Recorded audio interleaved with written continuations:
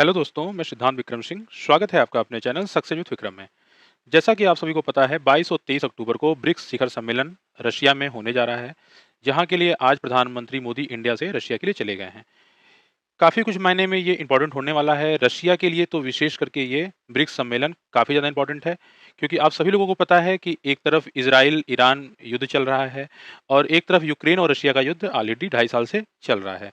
तो ब्रिक्स जो है ईरान को एक तरफ से मदद कर रहा है, दूसरी तरफ से यूक्रेन के ऊपर हावी है, तो उस वो चौतरफा जो है दबाव बनाने की कोशिश करेगा अपने ब्रिक्स दोस्तों के साथ मिलके। तो चलिए जानते हैं क्या-क्या डिटेल है इसके बारे में। उसके पहले आपको बताते चलें कि 1990 के दशक में रूस, भारत, चीन तिकड़ी की नियमित बैठक आयोजित करने की पहल हुई। बाद में इस तिकड़ी का विस्तार हुआ जो आगे जाकर ब्रिक्स बनी। इसमें ब्राज़ील, साउथ अफ्रीका जुड़ा। फिर 1 जनवरी 2024 को ब्रिक्स में 4 नए मेंबर जुड़े हैं। मिस्र, इथियोपिया, ईरान, संयुक्त अरब अमीरात, ये 4 देश हैं और ये 4 देश जुड़ने के बाद जो है ये पहला बैठक होने जा रहा है जो कि रशिया में होने जा रहा है। इसके बारे में और डिटेल में हम लोग जानते हैं कि क्या-क्या चीज़ें होने वाला है। Putin to host BRICS summit in a bid of the advance Russia's own interest. साफ-साफ सब जगह सुर्खियों में है। बताते चलें कि रूस के राष्ट्रपति व्लादिमीर पुतिन आगामी दिनों में प्रधानमंत्री नरेंद्र मोदी, चीन के राष्ट्रपति शी जिनपिंग, तुर्की के राष्ट्रपति रजब तैयब एर्दोआन और ईरान के राष्ट्रपति मसूद पेजेशियन सहित दुनिया भर के कई नेताओं की मेजबानी करेंगे। ये सभी नेता ब्रिक्स समूह के शिखर सम्मेलन के लिए मंगलवार को रूस के शहर कजान में होंगे। इसी के साथ यूक्रेन में जारी युद्ध एवं पुतिन के खिलाफ अंतर्राष्ट्रीय गिरफ्तारी वारंट की वजह से रूस के राष्ट्रपति के अलग-थलग पड़ने की संभावनाएं भी खारिज हो जाएंगे। तो ये चीज दिखाना चाह रहा है रशिया। इसके साथ बताते चलें आपको कि कई देश बनना चाहते हैं समूह का हिस्सा। ये भी जान लीजिए कि विकासशील देशों के समूह ब्रिक्स का मकसद है कि पश्चिमी नेतृत्व वाली वैश्विक व्यवस्था को संतुलित करना। शुरुआत में इसमें ब्राजील, रूस, भारत, चीन और दक्षिण अफ्रीका शामिल थे, लेकिन इस साल इसका तेजी से विस्तार हुआ है। ईरान, मिस्र, इथियोपिया, संयुक्त अरब अमीरात और सऊदी अरब जनवरी में इसमें शामिल हुआ है। तुर्की, अजरबैजान, मलेशिया ने इसमें शामिल होने के लिए औपचारिक रूप से आवेदन किया है। इतना ही नहीं, कई अन्य देशों ने भी इसका सदस्य बनने की इच्छा व्यक्त की है। ठीक है? तो बताते चलें कि क्या दिखाने की कोशिश करेगा जो है रूस, ये जान लीजिए। पुतिन के विदेश नीति सलाहकार यूरी उशाकोवा ने कहा कि 32 देशों ने भागीदारी की पुष्टि की है और 20 से अधिक देश इसमें अपने शासन प्रमुखों को भेजेंगे। उशाकोवा ने कहा कि पुतिन लगभग 20 द्विपक्षीय बैठक करेंगे और यह शिखर सम्मेलन रूसी धरती पर अब तक का सबसे बड़ा विदेश नीति कार्यक्रम बन सकता है। विश्लेषकों की माने तो उनका कहना है कि पश्चिम के साथ जारी तनाव के बीच इस सम्मेलन के जरिए रूस यह दिखाने की कोशिश करेगा कि वह अपने वैश्विक सहयोगियों के साथ कंधे से कंधा मिलाकर खड़ा है, क्योंकि सभी को पता है कि वो एक तरफ इज़राइल और ईरान युद्ध में वो ईरान का साथ दे रहा है लगातार और खुद भी जो है एक युद्ध में डायरेक्ट इन्वॉल्व है यूक्रेन के साथ लगभग ढाई जो है साल से। तो ये आप लोगों को पता ही है। इसके साथ ही वह रूस की अर्थव्यवस्था को मजबूत करने और उसके युद्ध प्रयासों को बढ़ावा देने के लिए उनके साथ समझौते भी करना चाहेगा। सम्मेलन में भाग लेने वाले अन्य देशों के लिए यह अपनी बात रखने का एक मौका होगा, जहाँ पे वो अपनी नीतियों को बता पाएगा या अपनी जो समस्याएं हैं या सहयोग की बात करेगा। देखिए, why the BRICS summit in Russia could be the most important on it. बताते चलें कि पुतिन के लिए व्यक्तिगत रूप से यह अहम है। क्यों अहम है जान लीजिए। कार्नेगी रूस यूरेशियाई सेंटर के निदेशक हैं अलेक्जेंडर। उन्होंने कहा कि ब्रिक्स की खूबसूरती यह है कि यह आप पर बहुत अधिक दायित्व नहीं डालता है। उन्होंने ये भी कहा कि पुतिन के लिए यह शिखर सम्मेलन व्यक्तिगत रूप से महत्वपूर्ण है, क्योंकि यह उन्हें अलग-थलग करने के पश्चिमी प्रयासों की विफलता को दर्शाता है।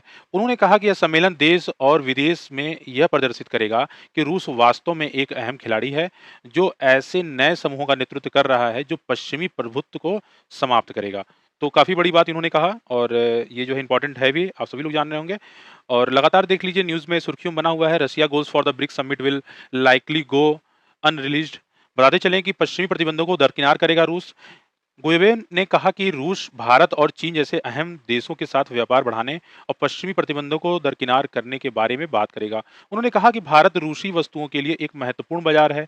रूस यह भी चाहता है कि अधिक से अधिक देश ऐसी भुगतान प्रणाली परियोजना में शामिल हों जो वैश्विक बैंक मैसेजिंग नेटवर्क स्विफ्ट का विकल्प हो, ताकि मॉस्को प्रतिबंधों की चिंता किए बिना अपने भागीदारों के साथ व्यापार कर सके। तो रशिया एक स्विफ्ट जो है एक प्लेटफॉर्म जो है बनाना चाह रहा है, ठीक है, ट्रांज़ैक्शन वगैरह के लिए, क्योंकि जो आपका आप सभी को पता है कि मॉस्को प्रतिबंध जो लगाया गया रशिया के ऊपर यूक्रेन युद्ध के दौरान, तो व्यापार के लिए अपने जो ब्रिक्स देश हैं उनके और आसान बनाने के लिए स्विफ्ट का जो है प्रयोग करना चाह रहा है। गहरे हैं भारत और रूस के संबंध, जो कि भारत के पश्चिमी मित्र चाहते हैं कि भारत मॉस्को को युद्ध समाप्त करने के लिए मनाने में अधिक सक्रिय भूमिका निभाए, जबकि मोदी ने शांतिपूर्ण समाधान पर जोर देते हुए रूस की निंदा करने से परहेज किया है। भारत रूस को शीत युद्ध के दौरान का ऐसा परखा हुए साझेदार मानता है, जो भारत के मुख्य प्रतिद्वंदी चीन के साथ घनिष्ठ संबंधों के बावजूद रक्षा, तेल, परमाणु ऊर्जा और अंतरिक्ष के क्षेत्रों में भारत के साथ सहयोग करता रहा है। मोदी और पुतिन की यह कुछ महीनों में दूसरी बैठक होगी।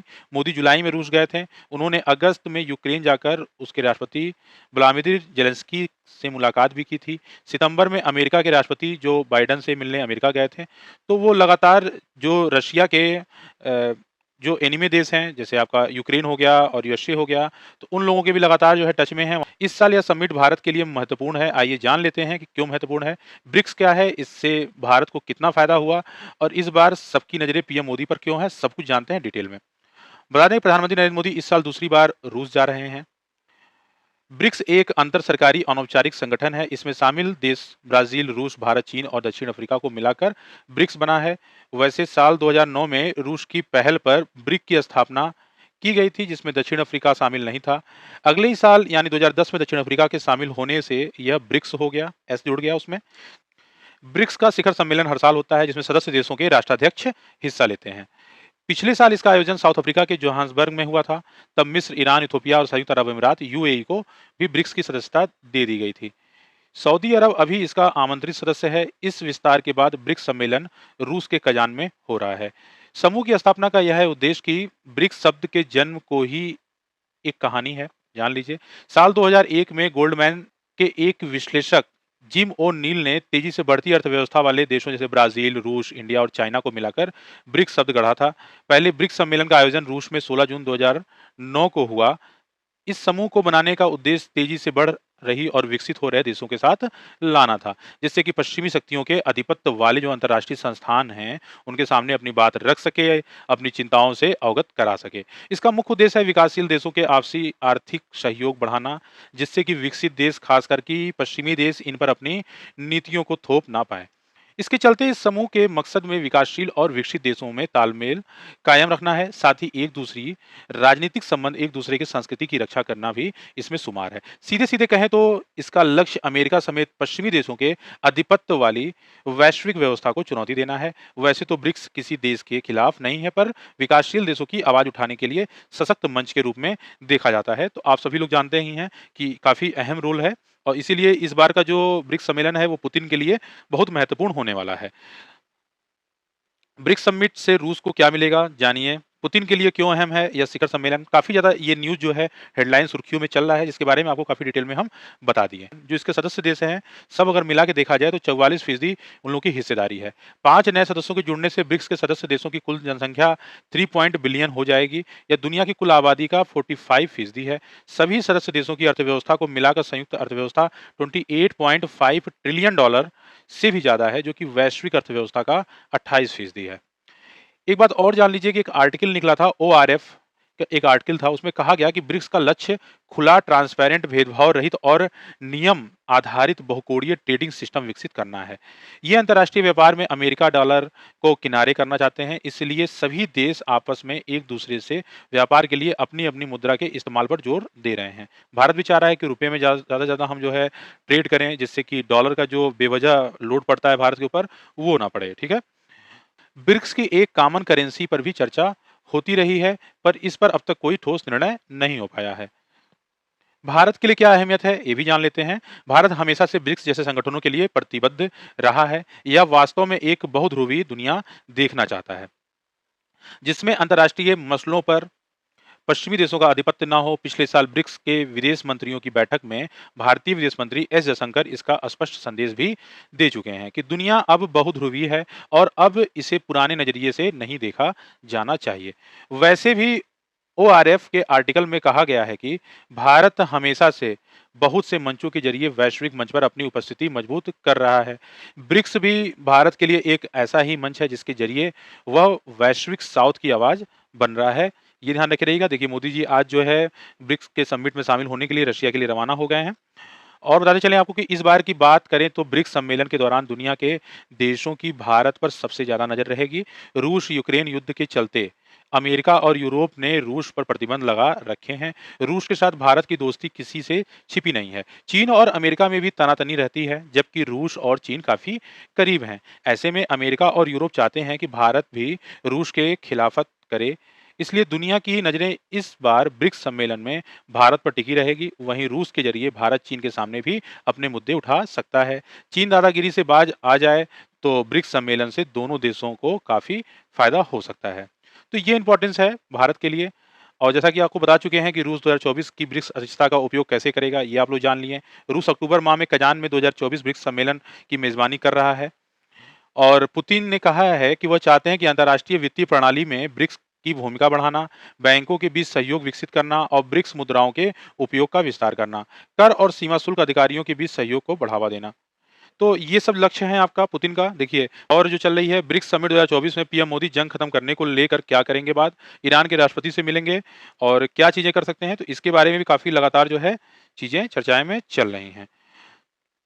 तो ये डिटेल था जो कि आप लोग को जानना ज़रूरी था ब्रिक्स से जुड़ा हुआ कि इसकी स्थापना कब हुई, कैसे हुई, कौन-कौन से देश शामिल हैं, इसका उद्देश्य क्या है, ठीक है? और इसमें रूस क्या दिखाने की कोशिश करेगा, भारत की क्या अहम भूमिका रहेगी और अन्य देश इसमें क्या-क्या कर सकते हैं, सब कुछ आप जाने काफ़ी डिटेल में। अगर आपको वीडियो पसंद आई हो तो एक बार चैनल को सब्सक्राइब कर लीजिएगा, वीडियो को लाइक कर लीजिएगा, अपने दोस्तों के साथ शेयर भी कर लीजिएगा। फिर मिलेंगे किसी नए अपडेट के साथ, तब तक के लिए बहुत-बहुत धन्यवाद।